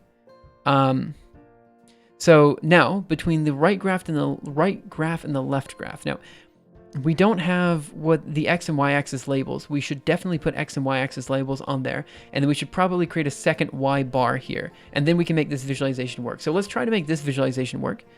Yeah, let's try to make this visualization with everything in one work first. And then we're going to come back to try to make the 2 visualizations work after that. So we're going to open up convolution.jl. And let me just yank this, paste it up here. Change this to an exclamation mark. Making stuff up. Go to PLT. Remove the DPI. And let's comment these out down here. Oh, hello. You? Oh, dagnabbit. Perfect. Okay. So now this will create the previous visualization that we had. But the lawn doesn't look good if it has molehills, let alone mountains. Fair enough. You're right. I mean, we should mention it in the algorithm archive article, definitely. Okay. The first thing we need to do is change the line width. How do we change line width in Julia? That's a good question. Thank you so much for asking, guys. You guys are always asking just the right questions. Alt 4. So let's go to line width. in Julia. How to change line width in the figure and plots. Line width. Great. Guess I should have expected that one. Move this down, and we're going to just change the line width.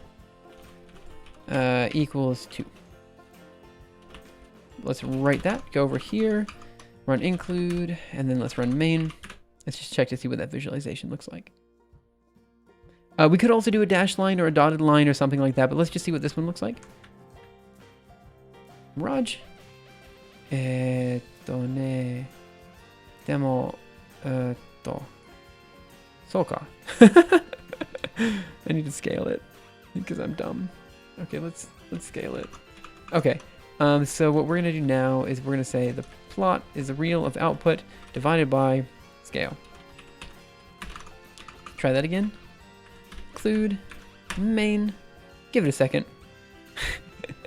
Yeah. Okay, so oh no. Why am I still dumb? What am I doing? I like this version much more than the convolution being wrapped around the bounds. So we're gonna do a version of the convolution where it's not wrapped around the bounds in just a bit. But the scale here. What's going on with the scale? That should be fine. Okay, include main. Try that one more time. The definition of insanity is, doing the same thing twice and expecting different results. I just did that. But see, the thing that you didn't know is that that definition of insanity is also the definition of a good programmer. So, that didn't work. Why am I dumb? So we're going to plot real of out. We're going to plot real of out divided by scale. Do I need to do a dot divided by?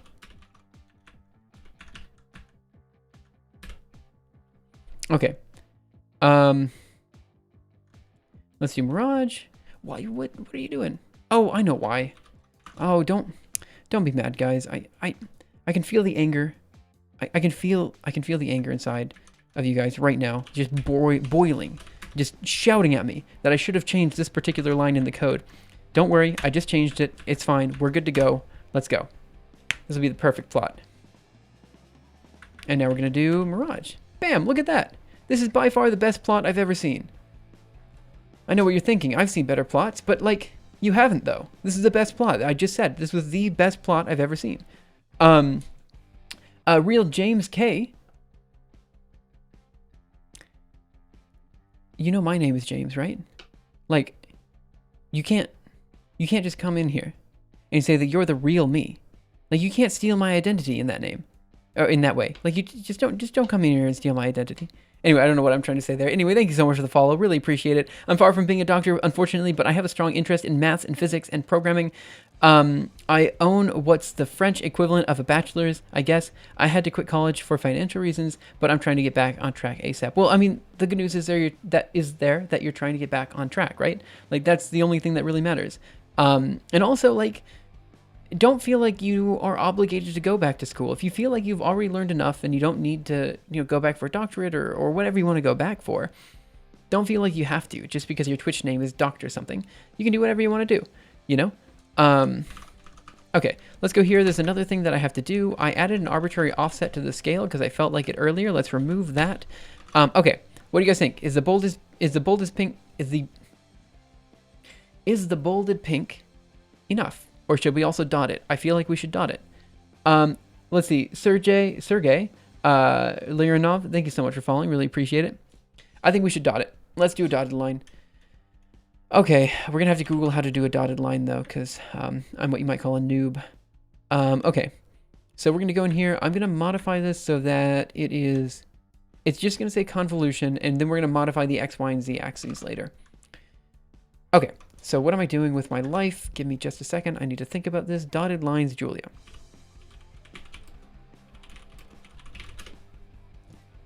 Styles equal dash. Let's go for it. What's the worst that could happen, right? I hope that doesn't become my new stream motto. What's the worst that could happen? Because honestly, there's so many bad things that can happen. So you said style equals dash. Equals. There's a big difference between a minus sign and an equals. No. Okay. What's the worst that could happen? James 2021. Type. Overwrite. Dash. Dotted. Okay. You gonna go back? Okay. Dashed line Julia plots. How to plot a dashed line in matplot.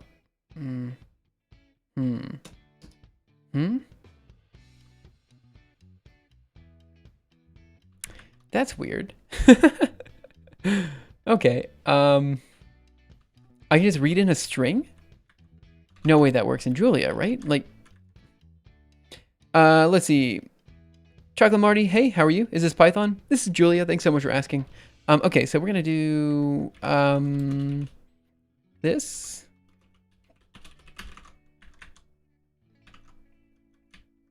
And this. This isn't gonna work. There's no way this is gonna work, right? Ha, told you. Okay, let's go back. Go back. I see. So let's open this up, look this up in Google. I just tried that one, I think. Let's see. Series attributes, dash dot, okay. So, dash. So this is going to be line style dash. Line style equals dash. Try that. Include. What am I doing? Main. This works. Maybe same. Maybe. Let's do. Take a look at this, and we should get a nice dashed line. Not bad. Not bad. Okay, I think that's probably the visualization we want. Yep, that's what we want. Or an XLM, thank you so much for following. Really appreciate it. Okay, cool. That's one visualization down. Chocolate Marty, no, it's actually from math science. Julia, I've never heard of this language. Is it for web development? No, it's very far from web development. I'm sorry about that. So Julia, I think you can technically do web development with Julia, but it's primarily for, it's primarily for data. Well, I'm not going to say data science. I will say computational science is what I will say. Yeah, but yeah, definitely look it up. It's quite cool. I'm a fan. Okay. So what else am I doing? I need to think. Yes, I need to set the X and Y titles and all that kind of stuff. So probably I can find it here. Let's look for title. No. Axis. Right, axis attributes maybe. Flip, grid alpha. Limbs, link, minor grid. Title? Can I just do title? Title. No. Okay. Let's just Google this. Adding second axis Julia plots. Looks nice. We'll look it up. Yeah, definitely look it up. It's a nice language. Multiple axes with plots.jl. Perfect. Okay. Plot ran axis equals right. Perfect. So if I do axis equals right, then I think I can just do the following. We plot, we do this, we do axis equals right. See what that does. Include main, right not defined. Right, I need the, this. Try that again, include main. Ooh.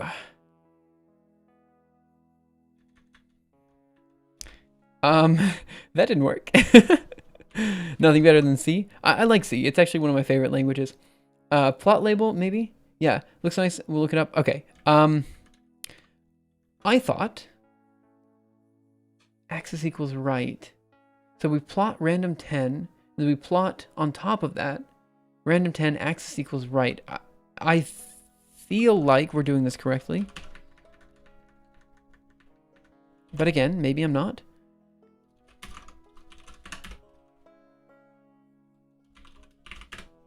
No, it's not working. Okay. So let's go from there. Let me just go back. and we're gonna Google this instead of DuckDuckGoing this. I mean, look, I want DuckDuckGo. I want it to be good, but I just always have to use Google, man. Okay. Was there a link? Plot vector, plot twin. That's weird. Let's see what else we have. So we just looked at that. 2 x-axes for plot of the same data. Second y-axis getting cut off. Okay. So what do they have here? This is Python. That's not even Julia. I was really hoping that would work as well. That did not work. It does not seem to work at all. Okay. D there. So I was hoping, okay, so after I just said I want DuckDuckGo to be good, actually I also want Google to be good. I've realized I'm just bad at searching. Like, that's the truth. I suck at searching for things, apparently. Plot multiple lines, functions, whatever. Julia, plot. I don't want Plotly.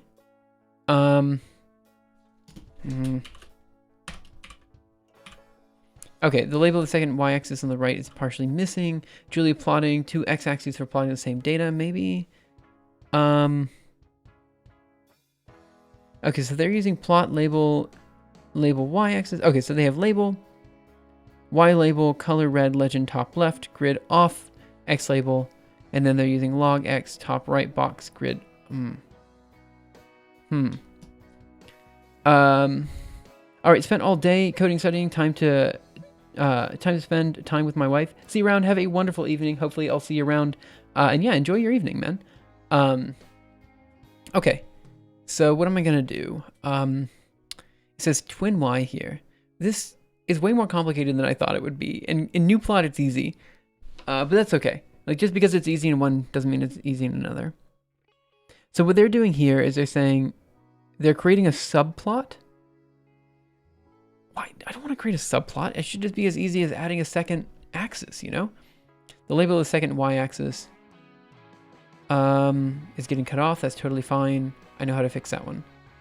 So we're doing plot, top left, legend top right, grid, y label is equal to y label 2. Oh, okay, so you specifically need to use a twin x function. So if I do twin x, and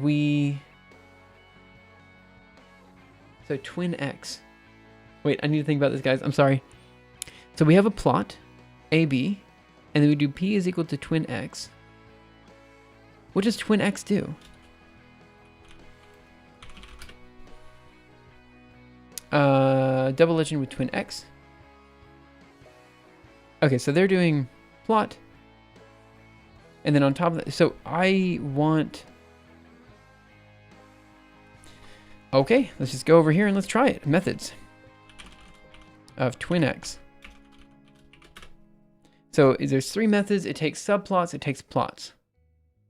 Let me open up a new terminal and see what we got. Hey, Jabril, what's up? How are you? So if you guys don't know, Jabril is a, well, I'm assuming that is actually Jabril and not like just a random other person using his account. But if you don't know, he's got an amazing YouTube channel. I don't know. He's like also a Vsauce fellow and stuff like that. Super cool guy. Definitely check out his content if you can. Just Google Jabril, you'll find it. In fact, let me do that for you and send you a link. Jabril's. Here. Bam. 1 second. Yank. Paste this over here. There you go. Amazing content. Definitely check out his stuff if you haven't already. Also, he had a Twitch channel like years ago, and he never did anything with it. I mean, I don't mean to like throw shade. I'm not throwing shade here, but I'm saying that like I really would have loved to see you on Twitch, man. But anyway, that's beside the point. Unrelated. Let's keep going. But yeah. He's got a lot of cool like AI stuff as well. Like he's got AI, he does game dev. Like you're gonna like his stuff. Definitely like his stuff. So how are you doing, man? I think I spoke to you on like, I don't know, like a Slack like a long time ago or something like that. But I hope you're doing well. Let me know if you're up for collaborating or something like that. I actually just finished my job at MIT, so you know, like oh, I know I just shouted you out. I don't think I meant to shout you out, but I'm saying that I just finished my job at MIT, so I've got time now to work on content again. Good guy James promoting others. Yeah, I mean, I don't have a shout out command. I should probably have a shout out command. But also, I feel like shout out commands on Twitch are kind of a bit impersonal, you know? Like, I feel like taking a second and actually saying it like in stream is a bit more personal. I don't know. We'll see. So what am I doing with this plot? Why am I bad? Okay, so we have plot is going to be plot of plot. It's a plot like 10 times. Okay, so plot real signal 1. Plot. Fine. This plot needs to use a second axis. So how do we get a second axis for the plot?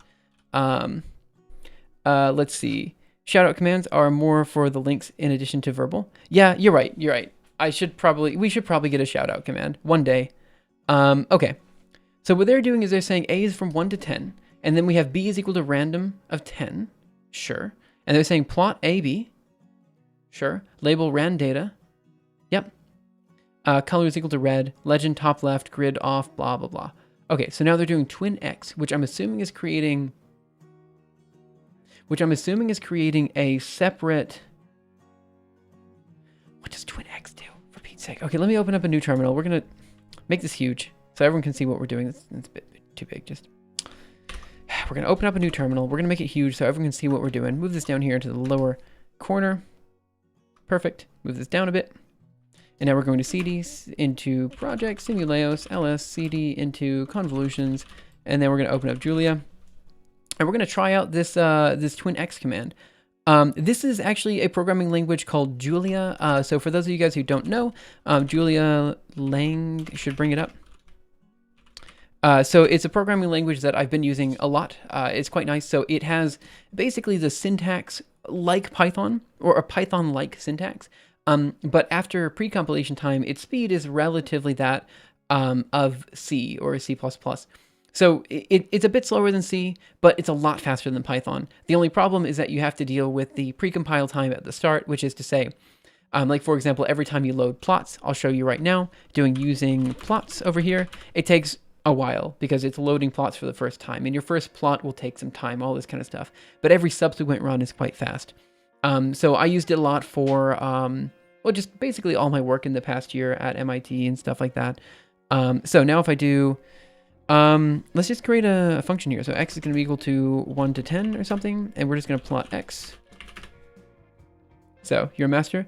I'm very much not a master, but I appreciate you saying that. Thank you. So here's our plot from 1 to 10. So now I'm going to create another one, which is going to be equal to y, and that's going to be a plot from 10 to 1. And now we're going to plot y. So now I'm going to try to plot x and y in the same plot using an x-axis and a y-axis.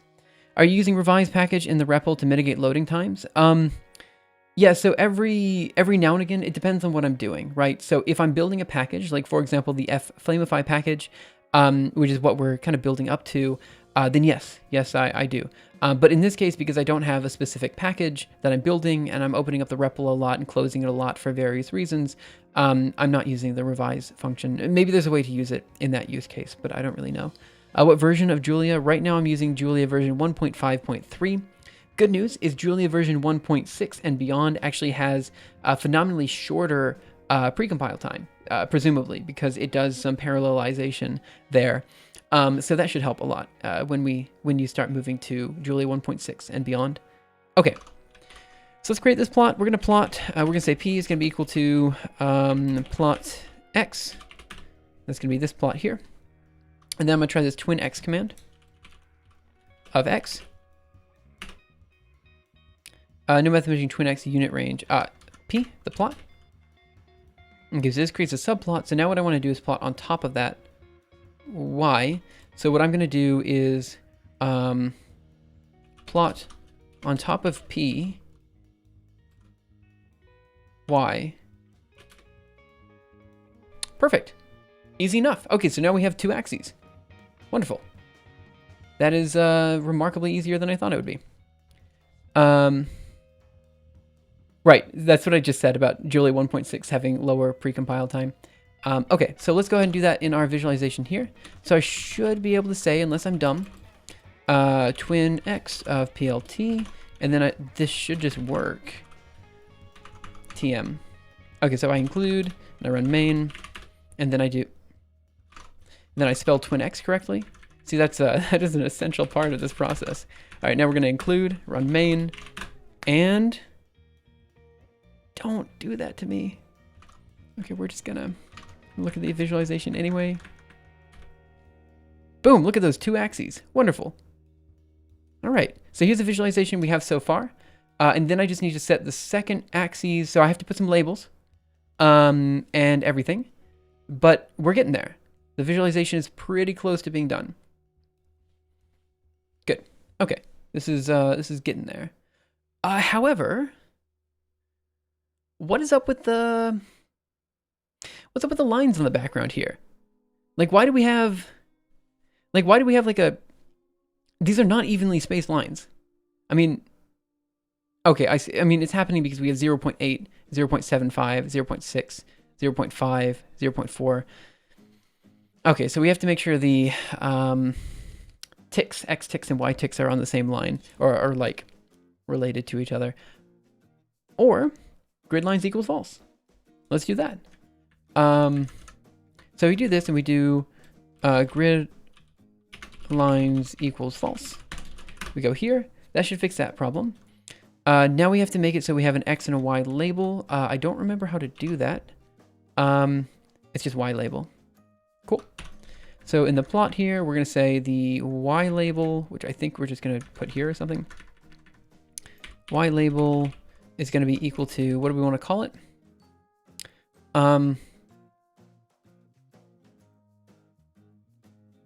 Signal.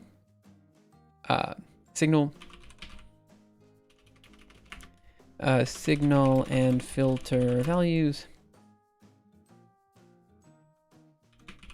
Sure, that'll do. Let's move that down to the next line because I feel like it. Over here should be good. And now we're gonna do the same down here. So it's gonna be plot, and we have to give it a Y label as well. So this will be Y label, and this will be convolution output.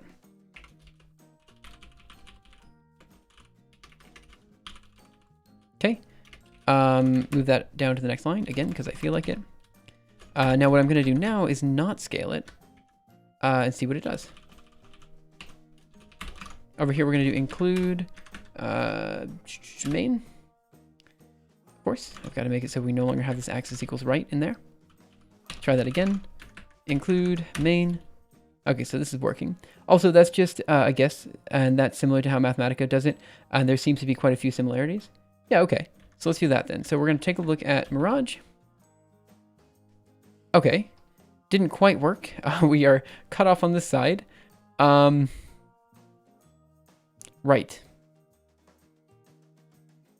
Okay. Well, we tried. Gabriel O. Pesantos, thank you so much for following. Really appreciate it. What do you mean looks the same to me? It's definitely broken. It shouldn't do that. Hippie Ho, thank you so much. Hippie Who, thank you so much for following. Really appreciate it. Okay. Then the two things that we need to fix is we need to make it so this isn't cut off over there. That's one thing we need to do. The other thing we need to do is make it so the scale here doesn't change. So we are going to... Oh gosh, what are we gonna do? We can still scale this guy. Divided by scale. Double convolution output. Also, it also renamed both. Yeah, what cards? Double con... Oh, did it?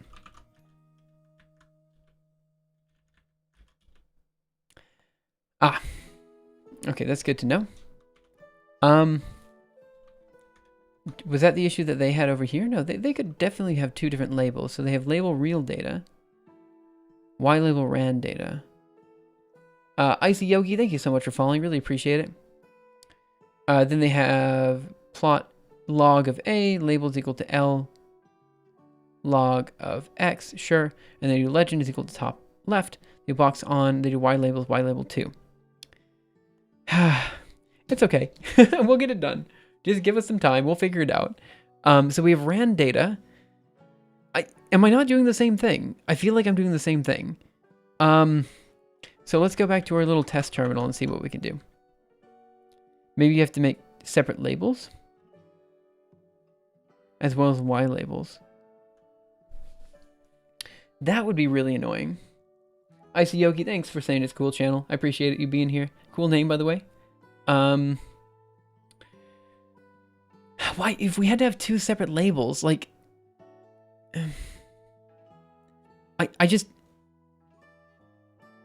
I would hope that isn't the case. So I'm gonna pretend it's not the case and just really hope grid is off. Oh, that's what I want. So here we want grid is equal to off. Grid is off. Sure, that'll do. Let me just run it again and see what we get.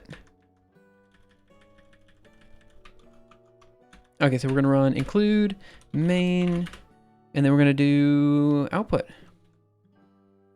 What are we doing? 1 second. It's gonna be Raj. Yeah, they both say convolutional output. Right. Why is this so annoying? Like, I could just output this in new plot and get this done in a matter of, like, yeah.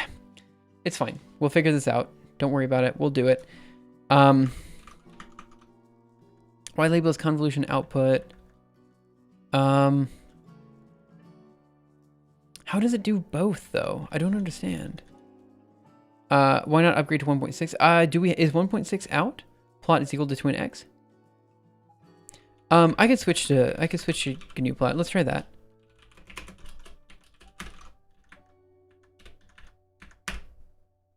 I think it'll do the same thing. GNU plot just means that we have to output stuff, but actually we don't. Signal and filter value. Okay, so now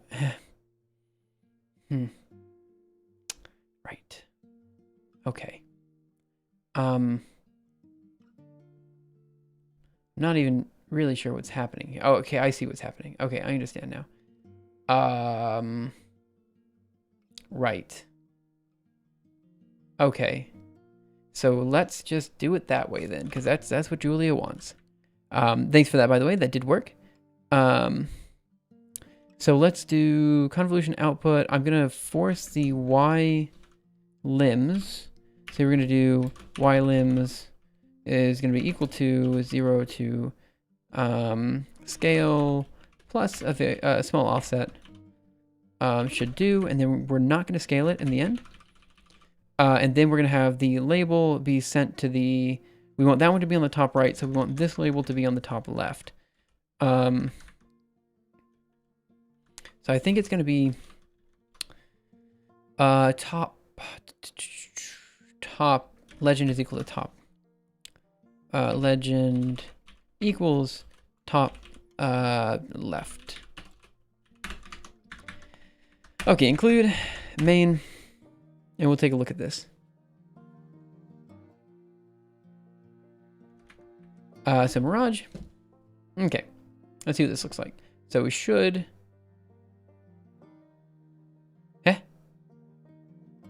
Okay.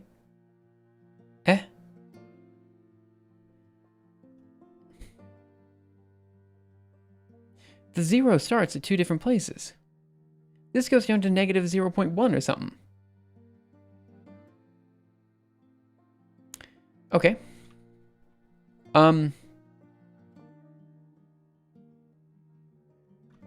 Whatever, it's getting there, right? We're slowly getting there. We just have to fix that. Right, it's not out. I don't know, I was reading a blog post on Julia Lang about precompile, and it sounded like it was released already. At least the scale is right. Yeah, the scale is right.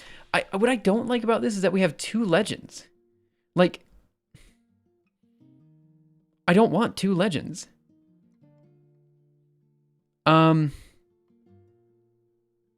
Yeah. So let's. I don't know how big this gap is here, but I think it looks better with the gap. So maybe we try to figure out what that gap is. So yeah, the right y-axis looks off. Yeah, that's what I mean. I think it is. Yeah, the right one. The left one is offset, but one of them is off. Like, that's definitely true. Okay, so let's say plots Julia. off. There's no way I can Google this. I'm just going to make it up on the spot. Wait, in the Stack Overflow answer, it's also offset? Is it? Did I just delete my Stack Overflow? No, I didn't. Grid is equal to off. Okay. No, that's grid is equal to off. Not grid is equal to offset.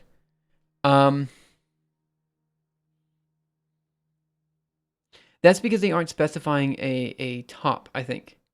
You can see it on the graph. Yeah, I think that's because they're not... Oh, you're right. Their 0 is different than the 0 over here. Screw it. Here's what we're going to do. We are going to... we're just going to force the scale of this plot to be from 0 to 1. GitHub. Yeah, GitHub. I see what you mean. So let's just force the scale of the other plot to be from 0 to 1. And let's just not worry about it. So we'll do ylimbs is going to be equal to 0, 1. Let's go over here and we're going to run include and main. And then we're just going to give that a... let's see. So we're going to do Mirage. Okay. What do you guys reckon? Oh, I've got to change the color of the convolved output. But fine, I guess? Oh, no, it's not fine. We can't even read convolution on this side. Ah, why? Honestly, all these plotting packages are kind of annoying. Right, this is why... should I just do this in new plot? Is that what I should do? Okay, let's get the best plot we possibly can in Julia. It's gonna... In 10 minutes, we can do that. We're very close. And then... Let's see if I am OCD enough that I'm gonna redo this in new plot.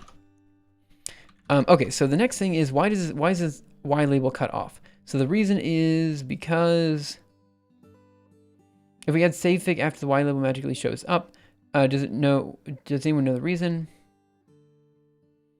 Savefig, Julia, savefig, pixel, resolution. The fixed DPI you set? Maybe. So how do we...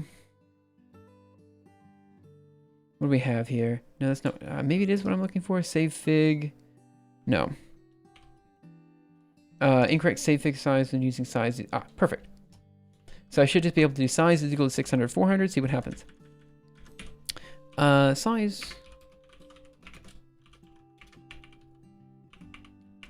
See what we get. Include main. Of course it's not. Okay, that's fine. So it needs to be in the plot arguments. Okay.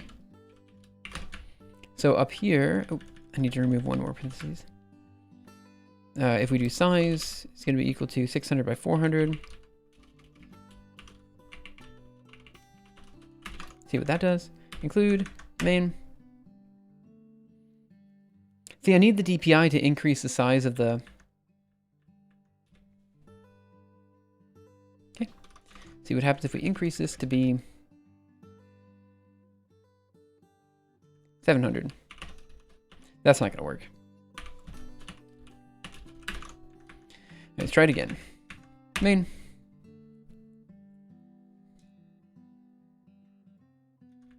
Now we're going to do Mirage. Okay, so that did not work. I think the actual solution is to increase the Y resolution. Hear me out. So we're going to make this 600 by 500. That is the size of this new plot. And we're also going to change the color of this thing to be... This is why plotting should be SVG. Man, you're right. So let's do line color. It's probably just line color, right? Let's just make it up. Line color is going to be equal to purple. Perfect. See what it does. Include main. It's plotting. Now we're going to do Mirage. No, come on. Don't give me that. So the issue here is that this is just not showing up. We're just missing the other Y label.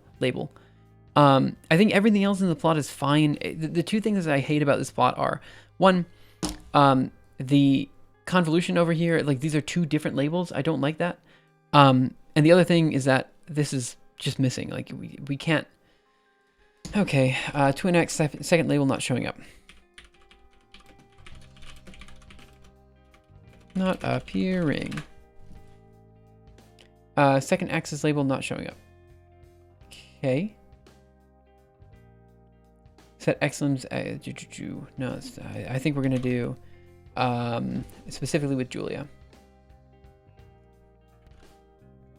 Julia. Let's go.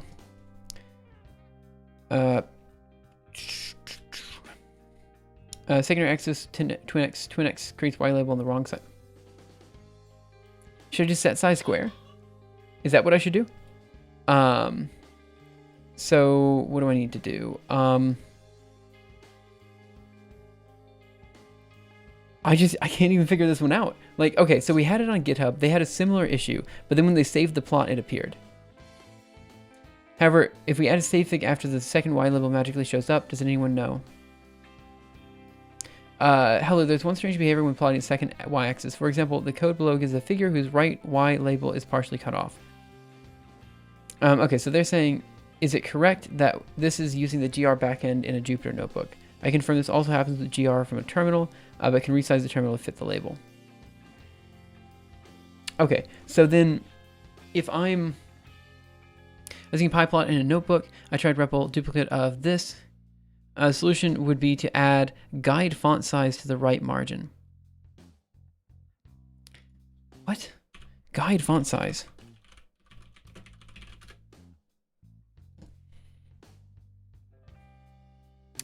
What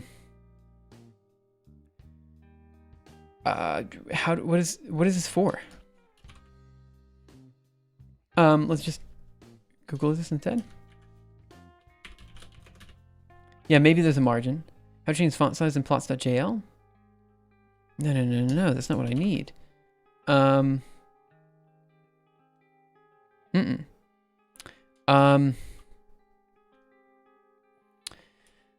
Increase save fig Julia increase image resolution, but not plot. Plot save graph in high resolution. Recent save fig problems. Okay, let's just do this. Try it in Google. How to save figure and file with high resolution. Plot size not affecting figure size. DPI and backends. Output plotly not set up for figure size. Is this just not solvable? Like, it's 2021, right? Like, we've had, thousands of years of human civilization, and yet this is where we stop. As humanity, we've all decided that we're unable to do a second axis on a plot. Like, that is where, like, our ingenuity ends. Like, oh my gosh. What do we have here? Plotly set plot. No. Maybe I specifically need twin X. Oh, oops, sorry. Whatever. Sure. How to save figure to file high resolution. Okay, well, they seem to be having a worse problem than we are. So maybe, like,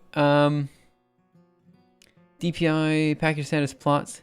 I agree, it's incredible how bad the plotting stuff is in every language. Yeah, it's just bad, right? Like, I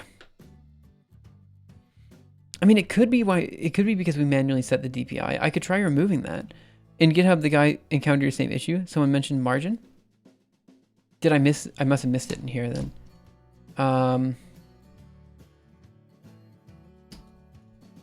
Okay, let's just do margin, Julia, plots. Plotly margin. Okay. Okay. Not what I wanted, but that's okay. Try it again. Probably using margins on plots. Bottom margin is 10 millimeters. Okay, so we want right margin is equal to something. Let's just try it out. See what's the worst that could happen. Okay, so here we're gonna do. I'm gonna set the resolution again to be 600 by 400, and then we're gonna say the right margin is gonna be equal to.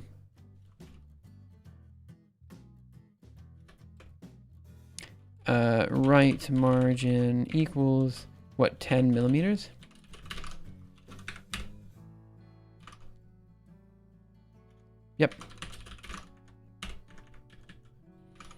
Okay, now I'm confused. Bottom margin is equal to... Okay, add an underscore in there. Where are you missing the... What's your problem? It's on line 33. Yep.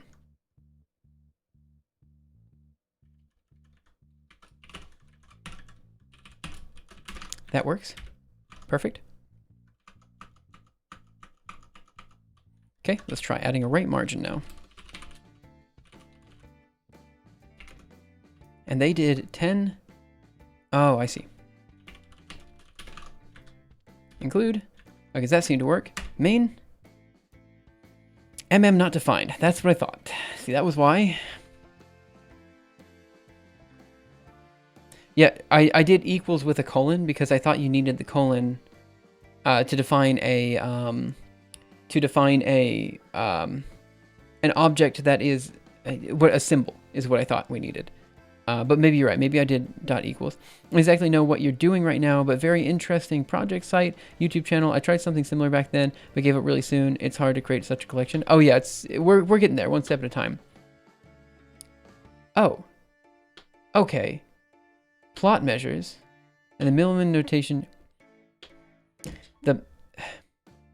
I have to use plots.plot measures. Okay. Using plots.plot measures. Try it again. Yeah. Okay. Who cares? Mirage. Okay. Let's do, I don't know, like maybe 100 millimeters, 1,000 millimeters. Let's just go crazy with this. Include main. I have no idea. Maybe you're right. Maybe I had to reuse it. It's not changing the plot at all. Like, it's still the same. We're still missing. Why is this so annoying? I mean... Okay.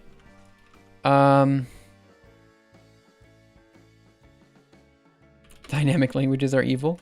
I mean, like, I don't know if I necessarily agree with that, but, so bottom margin is equal to 10 millimeters, X label. Okay, let's just, again, try this in Google. Bug report, left margin not working in plots.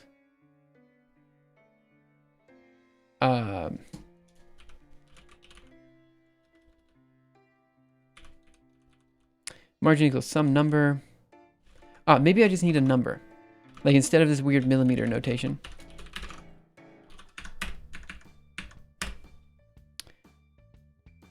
I knew it. I knew it. Okay, what do we have here? No method matching plus. We're not using a plus. I also own the first 4 volumes of News Bible, some Sedgwick's and Scannon's algorithm design manual, but even with these, sometimes really hard to find the appropriate algorithm. You still have no good implementation. Right. So again, very nice, important project. Yeah, we're hoping that it becomes super useful for a large group of people, and we're slowly getting there. You know, one step at a time. But it takes, you know, you gotta start moving that direction. You seem to read answers and issues very lightly. Are you saying that I missed something? I probably did. Yeah, I mean, they clearly have 0 millimeters. But the thing is, like, it wasn't working. And so I was like, well, they have margin is equal to 0 millimeters. We could try that. Does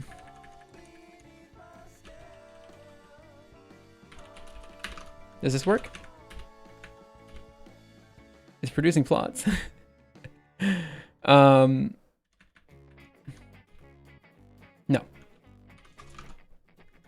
Okay. It's about 8 o'clock. I'm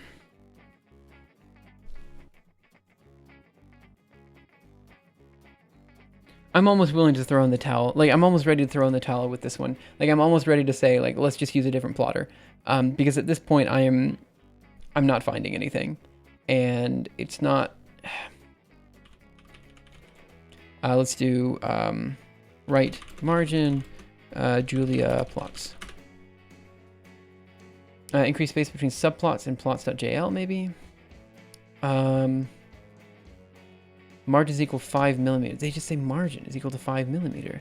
But we tried that. It didn't seem to do anything. Maybe we need to do the margin up here in the main plot. So let's try that. So we're going to do right margin is equal to 10 millimeters. Include. And now we're going to try running main. Maybe this is it. Mirage. Okay. There we go. That's what we needed. Let's change this to 20.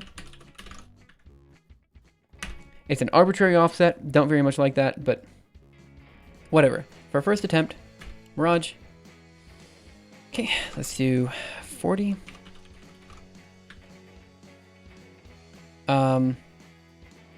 Include main. I may have forgotten to re-include. That might be the issue.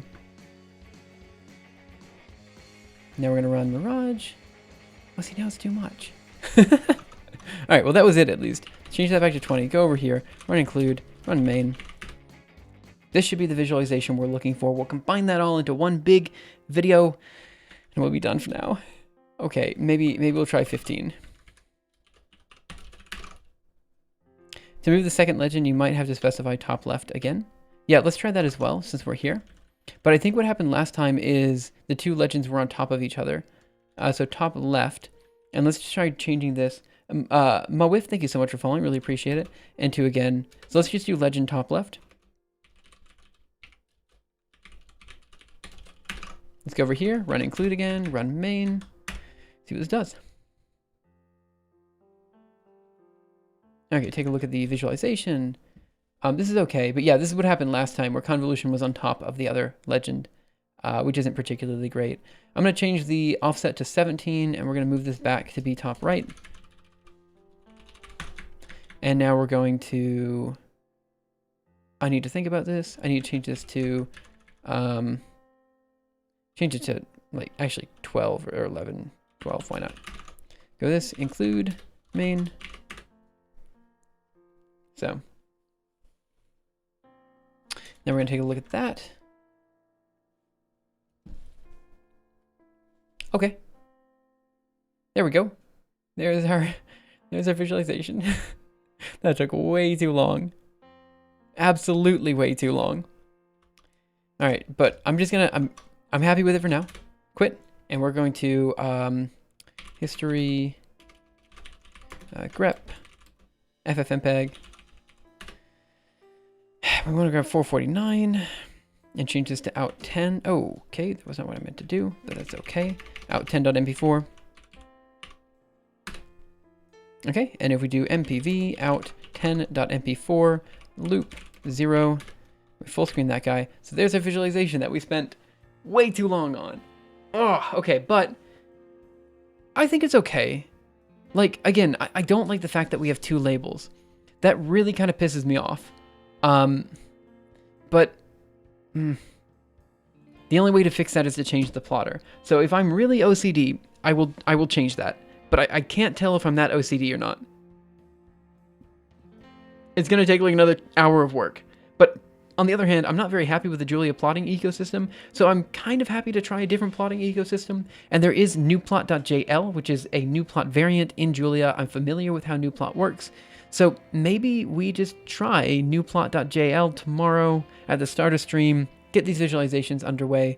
I think this is a fair enough visualization. I think this is good. Yeah, I think this is good. Okay, so that's probably then a good place to end for today. Let me go ahead and commit what we have. If there's anybody that you want me to raid at the end of stream, feel free to let me know. Otherwise, we'll see who's online and who I'd like to raid at the end.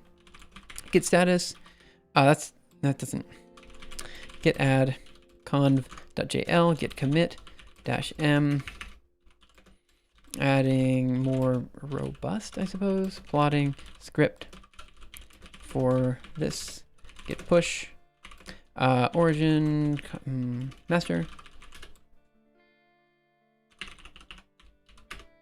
Yep, robust. Teo, yeah, we can raid Teo. Okay. So let's see, are they live? Let's close that. Yeah, Teo's live. Let's read Teo. So we'll go start the raid. Oh, hello there. Let me try that one again. Sorry, I'm still not used to this new internet browser. So we're going to do raid. Raid on Teo new. Oh my gosh. Teoi. Taioi no. Wait. I think that's correct. Okay.